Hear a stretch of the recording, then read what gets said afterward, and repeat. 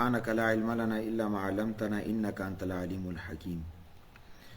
نن درس کې دادی چې د نفقه او د خرچي اقسام څومره دي. قرآن او حدیث او د شریعت د مزاج نه دا معلومیږي چې د کور والا نفقه خرچه دغه اټول بنیادی ضرورتو ته شامل دي اور دې کې د هر زمانه او عرف رسم او رواج مختلف. بیا هم فقهاو د دې تعیین کړی دی اور او شیزونه ذکر کړی دي. خوان باندې د کور والا طعام یعنی روټه، دویم نمبر باندې سالن غي سره د ترکاری تنظیم کول، دریم نمبر باندې صفائی سترئی اور ضروری د زیب و زینت والا سامان چې غي سره کور کې خلا رزي کور والا خولي کیږي دا ټول. سلورم نمبر باندې لباس، پنځم نمبر باندې د کور والا ضروری سامان اور شپږم نمبر باندې رهائشګاه یعنی کور ور کول اور اوم نمبر باندې کچره خزه د دسه خاندان نوا چې هغه کې به خادمان خدمت کی یعنی غلامان یا خادمان نوکران نیولی نو بیا د خادمانو تنظیم کول دا هم شامل دي. دي کې ټول نړوبه خوراک دي یعنی خوان به خپل خزه ته بچو ته کم قسم خوراک ورکی. شریعت په اعتبار سره خوان باندې د خوراک په اعتبار سره څه خاص مقدار اور کیفیت واجب نه دی بلکې عرف او رواج مطابق چې کم مقدار کافی وي بس هغه کافی دی. خزه باندې دیانتن دا واجب دي چې غار روټه په خپل باندې تیار کی اور د کور کارونه هم وکي. دیانتن ٹھیک شو. دیانتن دي ته وی چې الله او د دې منځ کې معاملات دا چې ترکاری دن تیری او د کور خدمت هم کوي. ولی چې پیغمبر علیه الصلاۃ والسلام په خپل باندې د حضرت فاطمه رضی الله تعالی عنها او د حضرت علی رضی الله تعالی عنہ په منځ کې کور کارونه تقسیم کړیو اور حضرت فاطمه رضی الله تعالی عنها باندې کور ولا کارونه لګول چې دا کار وکړي دا کار وکړي. دې حدیث نه معلومي. خو کچره خزه د دسه خاندان سره تعلق ستی چې غ خپل باندې الله کې پخله و غیره نه کوي اور یې پخول نشي یا بیماری ده هغه وجنغه قابل نه ده چې خوراک تیار کی نو بیا خوان باندې واجب دي چې یا خو کور ته تیار خوراک راوړي اور یا د یو خادم تنظیم وکړي. صحیح ده. دیو جنا کا د کور والا یو سړی ته پخله کی د احسان کوي ها خېګړې د خوان سره و شو زما په خبره باندې څنګه د خوراک سکاک شیزونه فراهم کول دا د خوان ذمہ داری ده.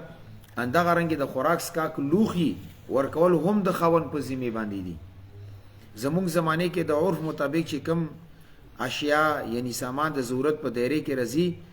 غا فراهم کول غا کور ته وړل غا کور ول ته حواله کول دا هم نفقه کې شامل دي اور خوان باندې واجب دي. لوخي ورته ورکه صحیح ده کم ضرورت دي اور خوان د پر مناسب دغه ده چې د خزي سمره اخراجات دي دغه بندوبست په خپل باندې کوي. ها کچري د خزه د خوان د اخراجاتو طریقې نه راضی نه و یعنی خوان کم خوراک سکاک راوړو پیسې ورکولې خزه غې نه راضی نه و چې دا کم دی یا ټیک نه دی اور معاملہ قاضي ته ورسیدا جج ته لاړه نه قاضي په خوان باندې سالانه انولی پورا کال ماهانه منتلی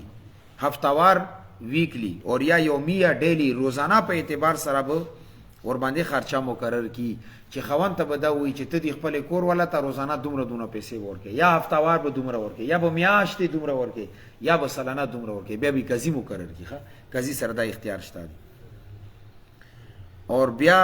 د خزي او خوان په منځ کې چې کله قاضي فیصله کوي د حالاتو ته ګوري اور په خپل ثواب دید باندې به فیصله کوي کم ټیک ته کم غلط ته چا خبرې کې وزن چا دلیل ټیک ته غي مطابق قاضي ته شریعت اختیار ورکړي. دویم چیز لباس پوشاک دا په خوان باندې واجب دي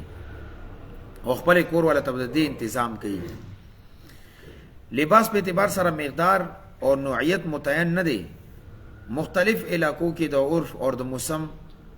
رعایت خیال ساتل اور غي مطابق لباس ورکول واجب دي. یخ علاقہ دا گرم کپڑا وراوړي گرم علاقہ دا نری کپڑا حالات مطابق دا په خوان باندې لازم دي.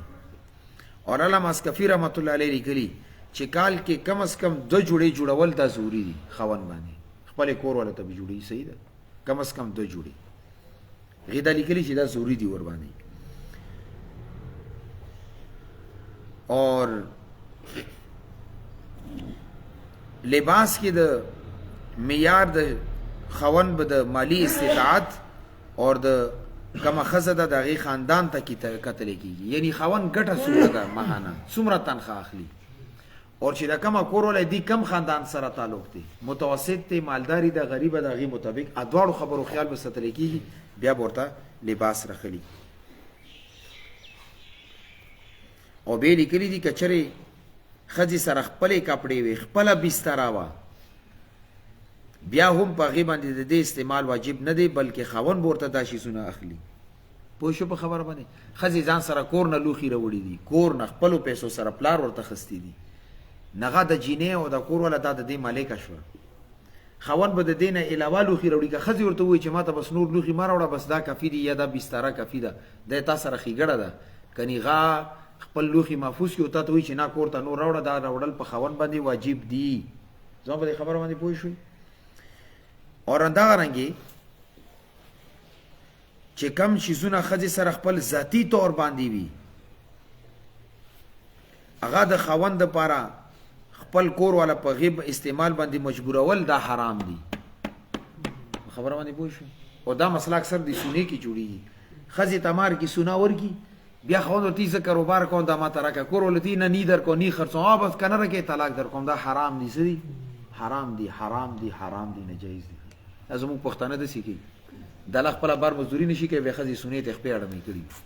ځان تکړه که دومره وګټه چې هغې ته کومه مار کې لیکلی دی په ډبل ورکړه، هغې تا پرې سر سپین کړی دی، زندګي تباه و برباده کړه. اور تاسو کتلي ښځې زر بوډه کېږي، یو بچی راوړي 10 کاله بوډه شي، چې بل بچی راوړي 2 شلو کالو، دومره تیز بوډهوالي طرف ته ځي.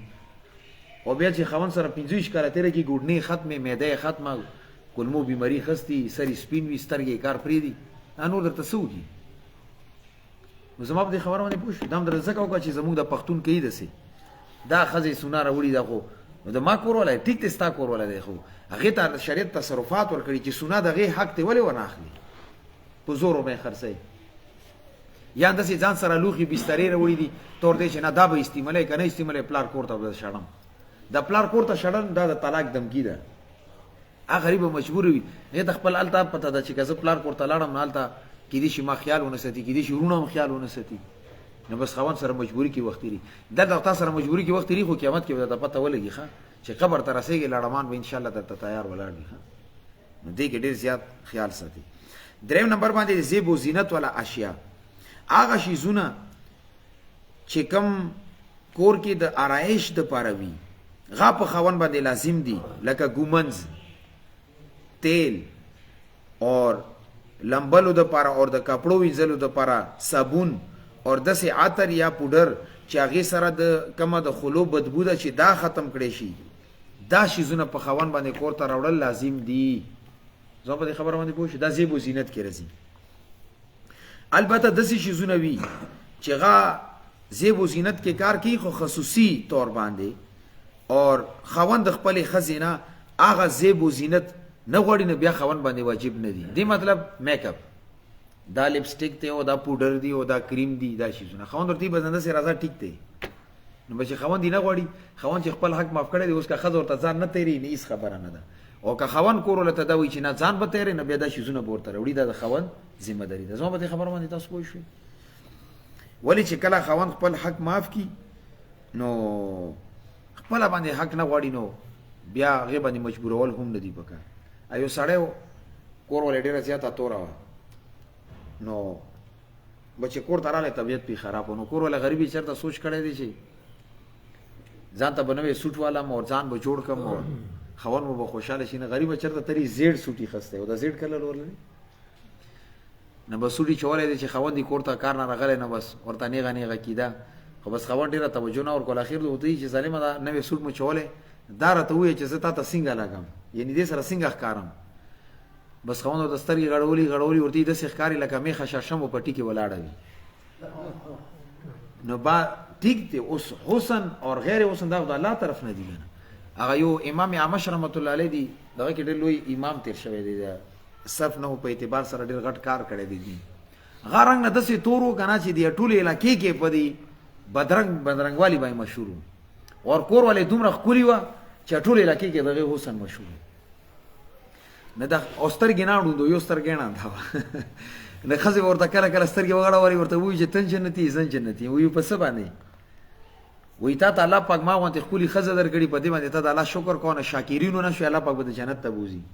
او زه چې تا ته ګورم تا غوندې بدرنګ خاوند الله راکړی زه صبر کوم نه زه د صابرینو نه شوم ما به الله پاک جنت ته بوځي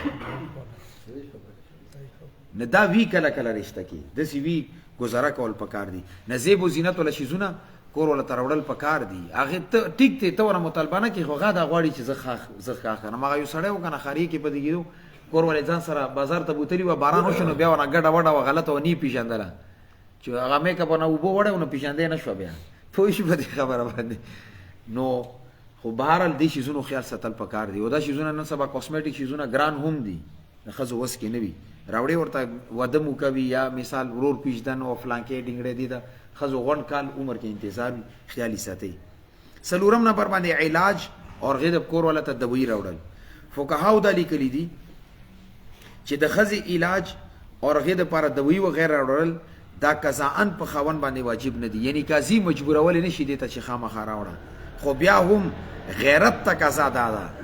جرأت تقاضا ده مروت تقاضا ده چې دا خرچه خاون برداشت کی زما دې خبره باندې پوه شئ البته که کما دیانه وا یعنی مشوم د چا پیدا کیدو هغه باندې کما خرچه وشو دا په خاون باندې واجب ده دا خرچه به خاون وچتي زما دې خبره باندې پوه شئ نو د خزي بیماری علاج کول هغه پر د بیان ولا پیسې په ځان باندې دا بوجو چتول دا خاون باندې دیانتن لازم دی غیرت تقاضا ده چې دی کی 15 نمبر باندې رهش دا ضروری خبره ده دا اکثر خزي کورونه غواړي نه لګ په دې مسلې باندې ځان پوي کی چې ودوږي ما خپل کور راکړه خاون باندې د کور ولا د پاره رهش تنظیم کول دا واجب دي خو دې سلسله کې درو خبرو باندې ځان پوي کی دا ضروری نه ده چې کم کور کې پتی کیږي غد ملکیت کوي بلکې کرایه اور عاریتن کور کې هم پتی کیدل شي کرای باندې ورته کور ونیسا یا عاریتن دي ته وي چې ملګری دی بس ته وي چې تور کې پتی کېږي او کور خیال ساته کرای نه اخلم دې د شریعت کې عاریت وي دا کورن کافی دی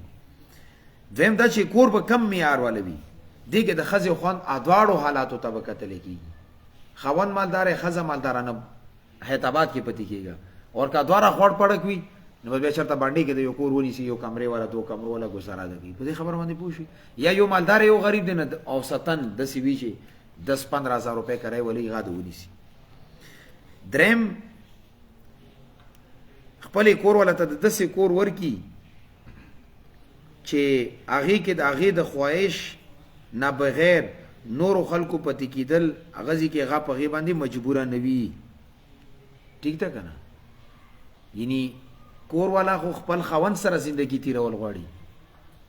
اور هغه کور کې دی خوند یو دسه رشتہ د چاغې نه خلاصې نه کیږي او دا کور ولا ورته چې دا بنوي نو کور ولا ته دا حق حاصل دی ښا اند شي مجبور ولې چې دا فلانکې باندې کور کې تاسو سره پتی کی دا ترز وې کا کاز وې ماما وې او ماما دې او تر دې وو شو په خبره باندې دا غي حق دی علامه شمیر رحمت الله علیه لیکلی دي کچره کور د یو کمرې والو وان کور کې یو کمره ده اور دې کې خزه او خوان سره بل یو سړی یا یو خزه هم وي یا یو دسه بچي وي چې هغه په دې صنفي تعلق باندې پويږي نو دسه کور بیا سکنا کې کور ولا د پره کافی نه دی یعنی دا کور رهش کې شریعت اعتبار سره به ټیک نه دی یو کمره ده هغه تران دی ور سره ماما دی یا یو دسه الګ ته ور سره چې هغه په دې شیزونو باندې شعور تر رسیدل په دې پويږي نو دا کور بیا دی کور والا مطالبه مطابق ټیک نه دی بل زه ورته تنظیم کوي زم کچري کور یو غټ کور وو هغه کې مختلف کمرې وي هر کمره د بل نه بدله ده او هر کمرې ته تاله اس تنظیم هم شته دی اور هر کمرې سره خپل بیت الخلا واشروم اور برشیخانه هم شته یعنی کچن شته اور نورو کمرو کې چې کومه د دې یو سړی دوه ودونه وکي ٹھیک شو کنه هغه ته بیا بنی وي شریعت په اصطلاح کې اور دیک بلې د نورو کمرو کې ور سره بلا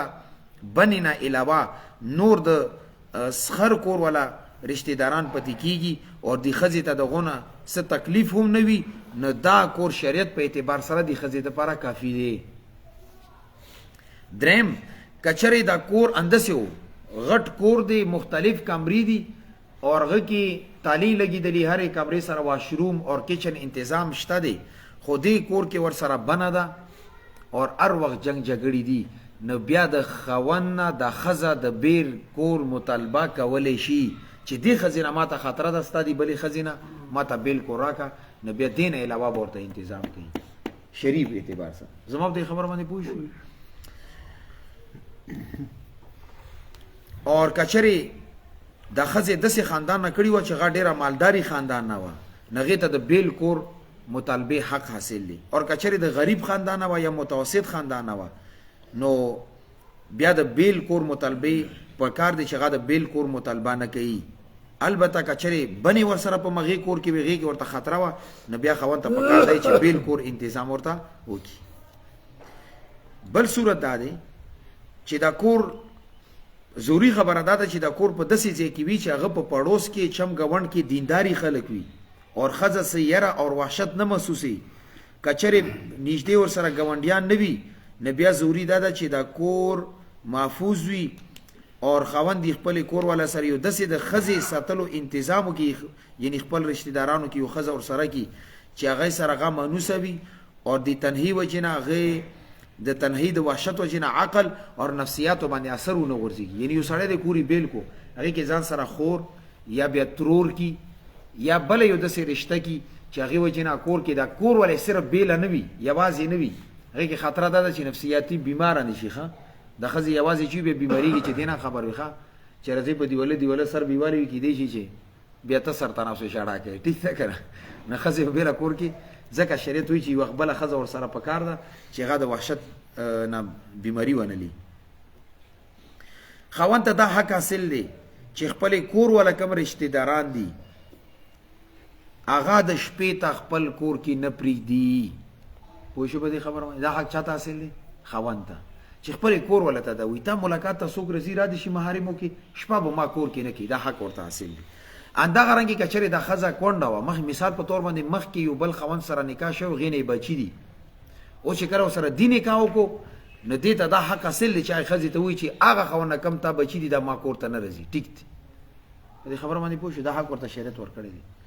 ما ته یو څو کاله مخکې دلته یوه مسله راغلې وه،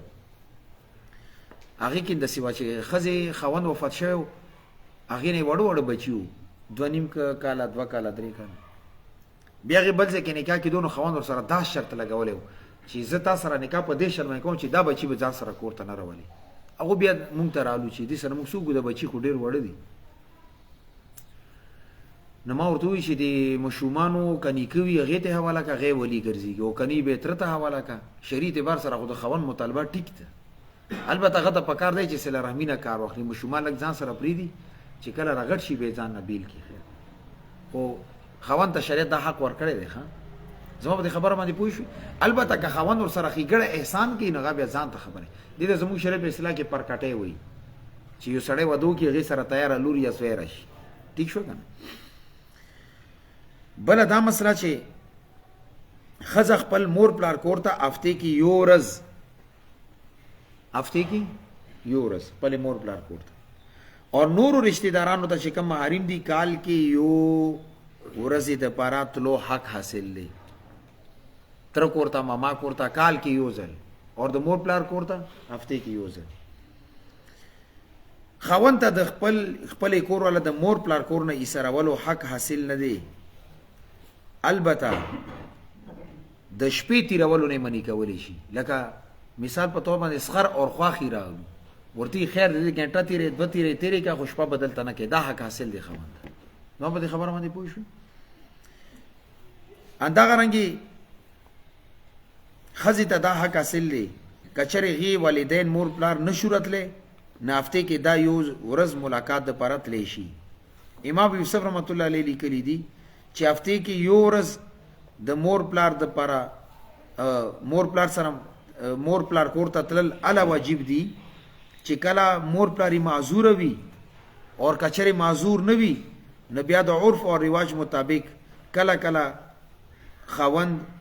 د هغې مور پلار سره د ملاقات اجازت ورکوي، یعنی چې بیمار معذوره وي بیا د خیر پرېږدي چې لږ خدمت کوي، او چې ټیک ټاک وي راتلی شي نو دلته د کور ته راځي ملاقات ته کوي، هلته د بیا خپل کور والا که نه لیکي نو بیا څه مسله پکې نشته دی. بل دا کچره دی کور ولای کم مور پلار دی یعنی اسخر خواخی معذور وی اور د غي خیال ساتلو ولا سوک نوی نه بیا دی کور ولا ته پکار دی چې د غي تیمارداری یعنی د بیماری دوران کې خدمت کوي اور کولی شي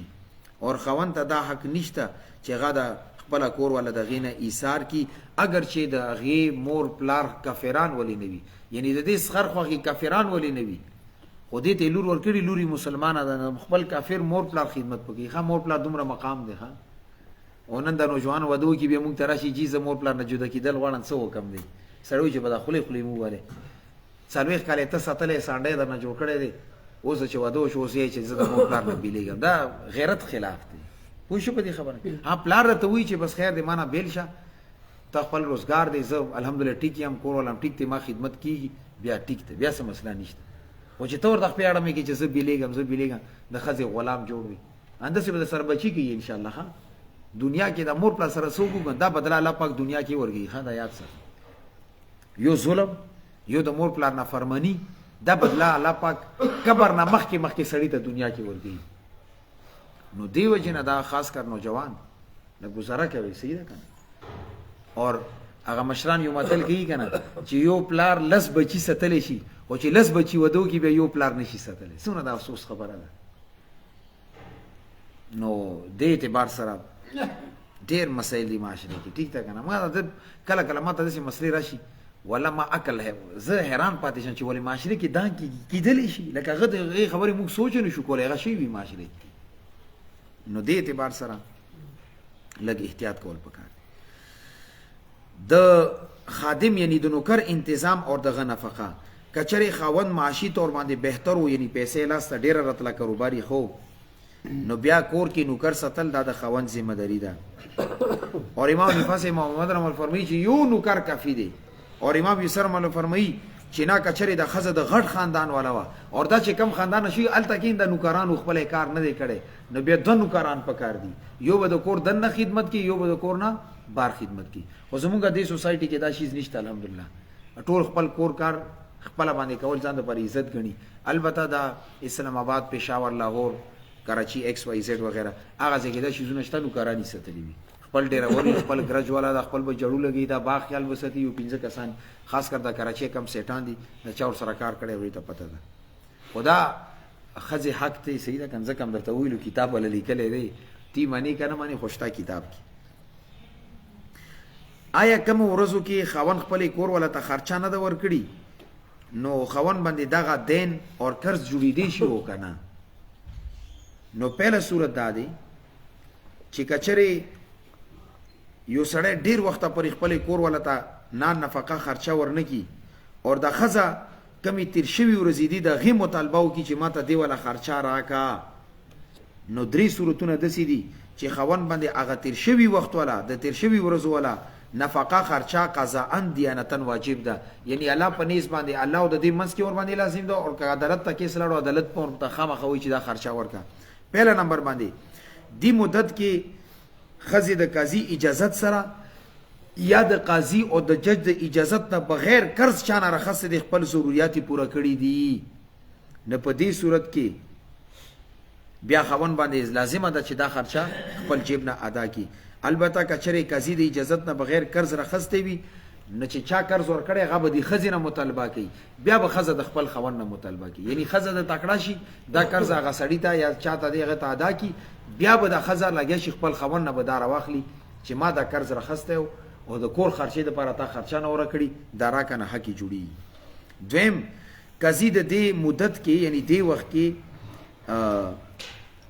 دی وخت نه مخکې و فیصله کړی وي او په غزري سره خرچې په دې خون باندې مقرر کړی وي چې الکه ته به هر میاشت خپل کور والا ته 15000 روپے ورکې غون کال دی نه دی ورکړي دا خزلان عدالت کې کیس دایر کو علي چوکتلو فیصله ورته راوړي چې جی دا فیصله تاسو کړی و جج سره نو اوس په دې خبر باندې 60000 روپے لازمي دي خپل کور ولا ته به ورکی پوه شو په دې خبره باندې دریم صورت کې خزي او د خوان په منځ کې نفقي یو مقدار متعین کړل شي په غمانه صلح وشي اور غو وجودی خوان ادانه کی داور باندې لازم دي اکثر دانے کا فارم کې لیکل کیږي ماهانه 5000 روپے دینے کا خوان پابند ہوگا هغه باندې دواړو دستخط هم کړي وي چې دستخط وکړو دا صلح شوه او دا خاوند ومنله. نه لهذا په دې صورت کې مو بیا خاوند کچرې غونډ کال خرچه نه ده ورکړي، 2 کال نه ده ورکړي، 10 کال نه ده ورکړي، دا به ورکوي. بله مسله دا چې آیا وخت نه مخکې ښځه خپله د نفقه خرچه معاف کولی شي او که نه؟ په دې مسلې به انسان پوهېږي. که چېرې د ښځه غواړي چې راتلونکي وخت والا کمه نفقه ده دا زه معاف کم، نو بالاتفاق دې ته اعتبار نشته او آینده دپاره د ښځه د هغې نفقې او د خرچې مطالبه کولی شي. ولې چې کله هغه نفقه واجب نه ده نه د هغې معافي کولو څه مطلب شو؟ هېڅ مطلب یې نه دی. یعنی یو سره ښځه خاوند ته دا وایي چې زه تا سره څومره پورې پاتې کېږم ژوندي یم، بس تا نه زه هېڅ نه غواړم خرچه ما راکوه، دا حق دې ته حاصل نه دی. ټیک شو که نه؟ که هغې معاف کړي بیا به یې خاوند ورکوي. البته 2 صورتونه داسې دي چې هغې کې معاف کېدل ټیک دي. اول صورت کې خلا یا د طلاق په صورت کې ښځه ورته دا وایي چې خلا راکه، طلاق راکه، او چې کوم د عدت نه نفقه خرچه د هغه درنه نه غواړم 3 میاشتې، دا ټیک دی. چې کله غونډ مهر ورته پرېږدي خاوند ته، نه که 3 میاشتو خرچې پرېښودله څه چلو شو، دا ورته اختیار شته دی. او دویم صورت کې ښځه داسې مدت او وخت ورته معاف کړي چې هغه عملاً شروع شوی وي. مثال په طور باندې خاوند باندې لازم دی چې هرې میاشتې به خپلې کور والا ته 50,000 روپۍ ورکړي، ولې دی ورسره لیکلي په سټامپ پیپر باندې. بیا چې کله 1 تاریخ شروع شو، ورځ 1 تاریخ رالو، ماسپښین یا 10 بجې کور والا ورته ویلو چې دې میاشتې کمې 50,000 روپۍ تا باندې ما خرچه جوړېږي، هغه درته ما معاف کا، نه غواړم، اوس ټیک دی. ولې چې دا میاشت شروع شوې ده، نه چې کله هغه نفقې والا وخت شروع شي بیا ورته معاف کړي، نه بیا ټیک دی. بیا یې که مطالبه نه کوي او نه غواړي، نو دا خبره بیا معاف کولو حق ورته حاصل دی. خو چې څومره پورې وخت نه دی راغلی، مثال اوس مارچ میاشت روانه ده او کور والا ورته دا وایي چې اپریل والا نه نفقه درته ما معاف کړي، دا معاف کول ټیکه نه دي. چې کله اپریل راشي بیا معاف کا، خیر ده. یا ورته مئی جون جولای اګست والا ما ورته معاف کړي، نه هغه وخت راغلی نه دی، هغه خرچه په خاوند لازمه نه څنګه معاف کوي. ها چې کله میاشت شروع شي بیا ورته وایي چې دې میاشتې والا 15,000 زه نه غواړم، بدار درته ما بخلي دي یا معاف دي، نه بیا ټیک دي. په دې خبره باندې پوه شو؟ نو دا خبرې ضروري دي. سبب ان شاء الله د بچو نه نفقه ده به مخکې راځي، خو لږ دې اعتبار سره تاسو خپل هم زه اکثر دی بیان کې دا وایم خاوند ته پکار دی چې خپل کور ولته میاشتې لږ غوندې پیسې ورکړي. بعضې شیزونه هغې داسې دي چې هغه تا ته نه شي ویلی چې ما ته دا راوړه، پردي شیزونه نو هغه خو تا ته خو یې دومره غټ سر درکړی دی، لکه کله کار اخیستل پکار دي، دومره یو اندازې سره پیسې ورکوه چې هغې ورسره خپل د کم د حیا او د پردې والا کم ضرورت دي چې هغه پوره کوی شي که نه. زمونږ کال تیر شي کور والا ته 500,000 روپۍ ورکول خو پرېږده، ساتم ورته نه کوي چې دا غواړې، یاره اخر هغې زړه دی څه خو هغې شته که نه چې ما. او بیا چې ته ښځه ګوره څومره وفاداره چې ته چې پیسې ورکړي که نه 10,000 د ورکړي 15,000 ورکړي، والله هغې خپله نه استعمالوي، جمع کوي بیا درته لږ ساعته بعد راوړي چې دې سره چاندي یا د 100,000 ډیډۍ وکړه دا زما بچی شي. وفاداره ده که نه ده؟ یا پیسې را جمع کړي بیا تا ته وایي چې دا پیسې والا او ما دې بچي ته بوټان راوړه. دومره وفاداري څوک کولی شي؟ نو لږ دې اعتبار سره صحیح ده که کمزورتیا ده سوسایټي کې. تاسو ته پته ځکه نه لګي چې بس تاسو واسې زندگی دا یا هم تېره کړې ده او یا بس روانې سترګې پټې کړي دي، خو موږ ته مسایل راځي او دا مسایل روزانه په بیس باندې موږ حل کوو، ټلیفون کېږي، رابطه کېږي، واتساپ میسیجونه کېږي، حیران به پاتې شي. داسې میسیجونه چې واورې سترګو نه به د اوښکې لاړې شي چې ولې دا کېږي معاشرې کې. نو ظلم نه دی کول پکار، ټیک ده. ظلم به وکړي تا نه به دنیا کې ټیکېدی شي، کور والا کمزوري ده تپوس ونه کړي، خو آخرت کې خدای نه تپوس کولی شي که ګریوان ته د لاس واچي او همدې ښځې وجې نه بیا جهنم ته روان وي، نه څه ضرورت. نو دې اعتبار سره حقوق حق ورکول دا د هغې حق دی، ورکوي، شریعت ورکړی دی. چې شریعت ورکړی نه تا پکې څه کار دی؟ زما په دې خبره باندې پوه شو. خو بهرحال بیان که تاسو نه وی پوه یو مسلې باندې ما نه تپوس کولی شي. الله رب عزت موږ تاسو ته عمل کولو توفیق نصیب کړي. اللهم صل علی محمد و علی آل محمد وبارک وسلم تسلیما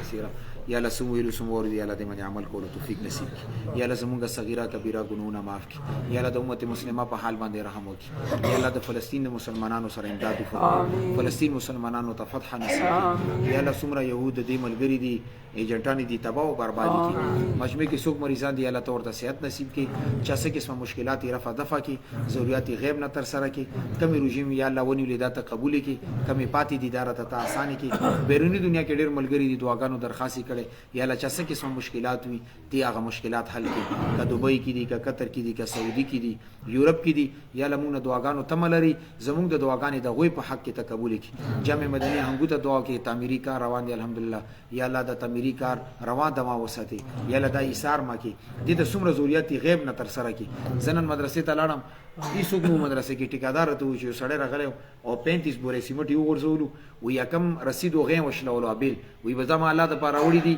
نه ماته نوم ضرورت شته دی او نه وینا ضرورت شته به دا مدرسې کې د استعمال کړي شي یا الله دې موږ سره کم تعاون کړی یا الله دنیا آخرت کې ورته بهترین جزاګانې نصیب کړي او یا الله زر ته زره د مدرسه جوړه کړي ټول عالم انسانیت دپاره هدایت ذریعه وګرځئ د هدایت میناري وګرځئ کم میدان کې د رجالو کار ضرورت دی یا الله دې مدرسې نه ته پورا کړي او یا الله موږ سره چا هم مالی جنی څه قسمه تعاون کړی دی بار نه کړی پاکستان نه کړی یا الله ستا په علم کې دي هغوی مال جان اولاد کې برکت نصیب کړي خوشحالیانو سره مرامال کړي یا الله زمونږ دعاګانې د رمضان مبارک د برکته ته قبول کړي ربنا تقبل منا انک انت